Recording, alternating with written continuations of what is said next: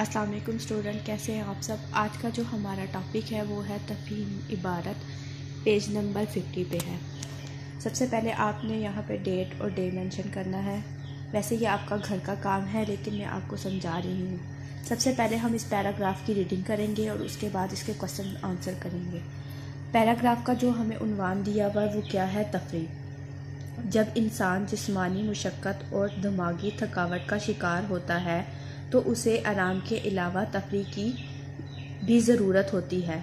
تفریح کی اہمیت سے انکار ممکن نہیں، یہ ہماری زندگی کی اہم ضرورت ہے۔ تفریح سے مراد ایسی سرگرمی ہے جو ہمیں دلی خوشی اور سکون دے سکے۔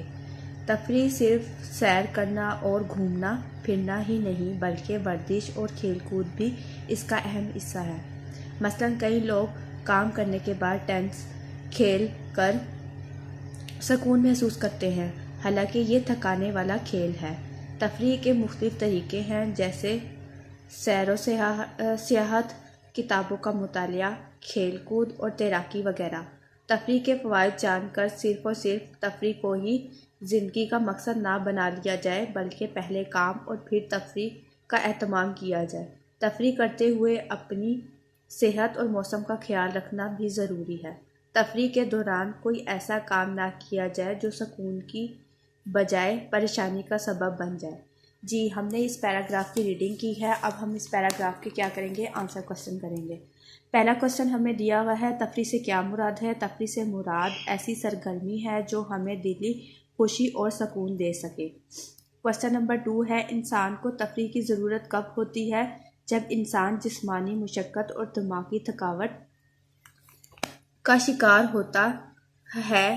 آرام کے علاوہ تفریح کی بھی ضرورت ہوتی ہے۔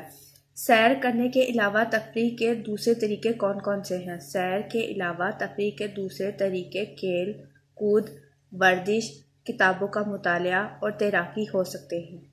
آگے سوال نمبر 4 ہے، تفریح کے دوران کن باتوں کا خیال رکھنا چاہیے؟ تفریح کرتے ہوئے اپنی صحت اور موسم کا خیال رکھنا ضروری ہے۔ تفریح کے دوران ایسا کام نہ کیا جائے جو سکون کی بجائے پریشانی کا سبب بن جائے۔ جی، یہ تو تھے ہمارے کوسچن آنسر۔ اب ہیں درست جواب پر گڈ کا نشان لگائیں۔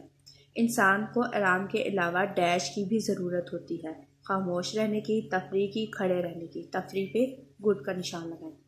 ورزش اور ڈیش بھی تفریح کا اہم حصہ ہیں، کھیل کود، جھوٹ بولنا، مذاق۔ کھیل کود پر ٹک گڈ کا نشان لگائیں۔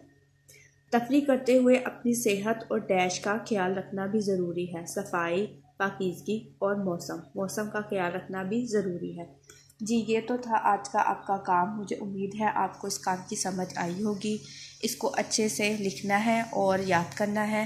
جس کو اس لیکچر کی سمجھ نہیں آئی ہے وہ گروپ میں میسج کر کے پوچھ سکتا ہے۔ شکریہ۔